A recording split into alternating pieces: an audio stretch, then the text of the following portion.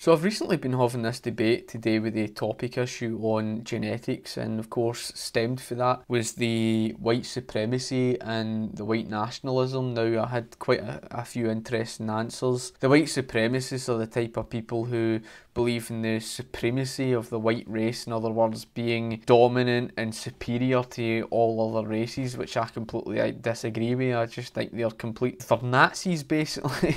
Those who defend white nationalism. Now the problem that I have with it is the term white nationalism. I've no get anything wrong with their view of defending their white race as such. In terms of white nationalists, they believe in defending their heritage and their culture. If you remember and you go back to a time before I deleted all my old videos, you remember I did videos on the ancient Picts, my pride of Scotland. I did videos in Scottish accent. It was strongly Scottish, so to speak. I did videos differentiating what was British and what's not, and defending Scotland and all the rest of it. I'm all for people who want to defend their own heritage and culture, and it just so happens to be that when it came to Scotland, our people were predominantly white. So obviously if I defend my culture and my heritage, which I do, I would be classified as somewhat as a white nationalist, right? So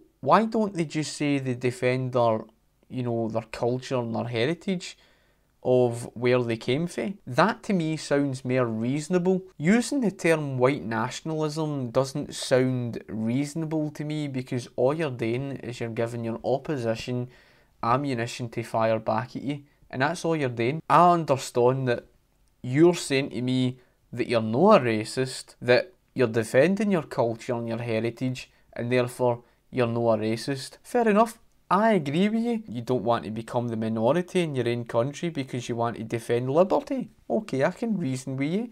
I can understand where you're coming from. I just think using the term white nationalism it comes across as extreme. If you are a libertarian and you're part of the alt-right and you're using the term white nationalism, I don't think you're doing yourself any favours at all. The other thing is to do with the genetics, right? Because this is what the main debate is all about, right? Genetics in relation to do with IQ, and folks saying this is primarily the reason for why one race might have a higher IQ than another race. I don't think that it's primarily down to the fact that it's because I'm white, somehow have a higher IQ than some other race. You don't get me wrong, I find it an interesting debate. So in the second debate today with the topic on genetics, you'll remember my old videos on the ancient Picts, etc. The thing that I disagree with, and it came down to the topic on the IQ. In other words, the argument was by folk that it's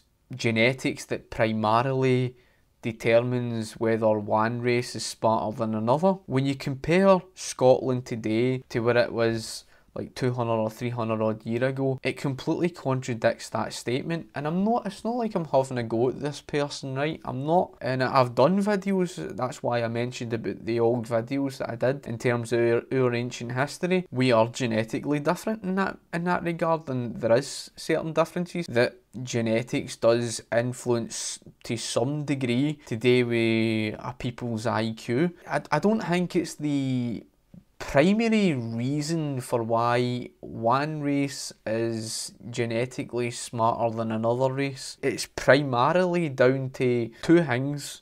Number one is education, and number two is the style of economy that you live under. In other words, economic liberty. That's what it really boils down to. Like I mentioned in the previous video, sad as it is to say, and I'm not having a go at folk who are Catholic, etc. The reason why the Scottish Enlightenment did not kick off in the likes of the 1500s or the 1600s, the reason why it kicked off in the 1700s is because things reverted back to, John Knox's foundations. People began to have the liberty of, freely reading and writing. It was because of that liberty enabled Scotland to come out of nowhere.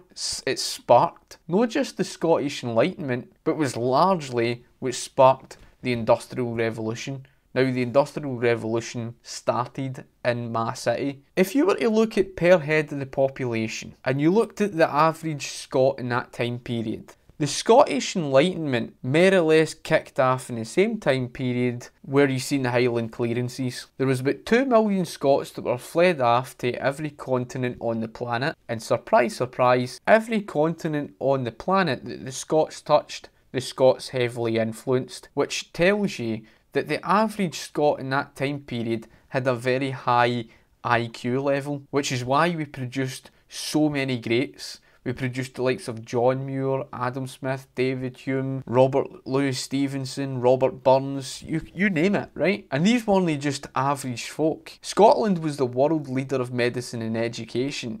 In fact, you could turn your attention to American history. Where do you think all those Americans who were gaining their medical education, where do you think they were going to? They were shipped off in their boatloads to Scotland to gain their medical education. That is where they gained their medical education from. Scotland is trailing behind the rest of the UK, right? And it's trailing behind so many other countries across the world. That is a colossal difference to what Scotland was like back 200 or 300 odd years ago. Why has Scotland went downhill? If it was primarily down to genetics that determined everything in terms of your IQ, surely we would be producing just the same amount of folk who would be strongly influential. We're not. It's a sad truth. We're a shadow of our former self. And the commenter, Captain Capitalism, in his second comment, in his second paragraph, he goes on and he mentions how the average IQ of the Scot is about 98, which is, and he concedes by saying it's lower than the rest of the UK. Nah, I'm not having a go at this person, right? But the excuse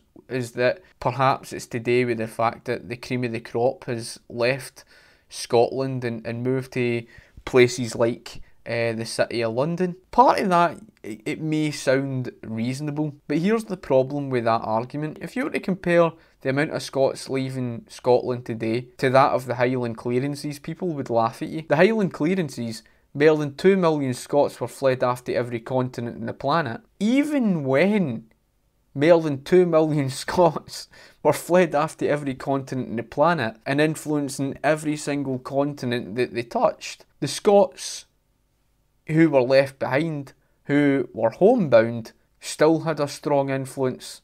After all, how else do you think the Industrial Revolution kicked off in Scotland? The truth is, when the Catholic Church was ripped out of Scotland and things reverted back to Knox's way of thinking, and economic liberty started to free itself up into the 18th century and the 1700s, you saw the Scottish Enlightenment kick off. You saw it kick off because of economic liberty. It's not because, they were genetically superior. Well, if that's the case then, how come they couldn't have done that in the 1500s, or the 1400s, or the 1300s? Why was it 1700s that the Industrial Revolution kicked off? And of course the Scottish Enlightenment. Why did it happen in the 1700s if it was primarily down to genetics? To me, primarily, it's down to your education system and the style of economy that you live under. When you talk about the African continent, of course,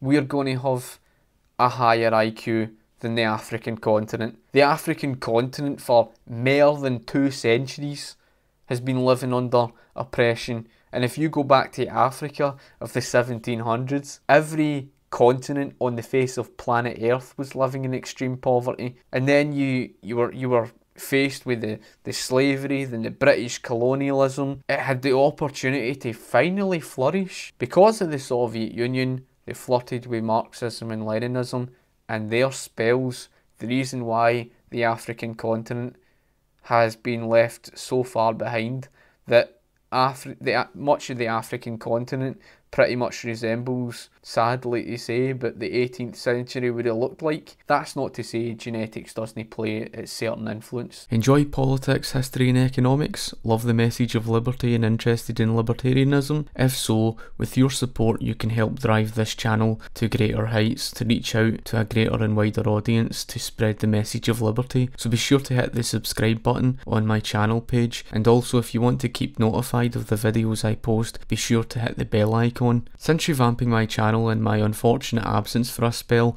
I'm now determined more than ever to take this channel to greater heights than before. Again, with your support, be sure to also smash that like button, as it will not only take this channel to greater heights, it will help push the message of liberty out to a wider audience. Be sure to also comment, favourite the video, playlist it and share it. Lastly, to those who have followed for so long, thank you for your continued loyal support as you help make this channel what it is. Anyway folks, hope you enjoyed the video.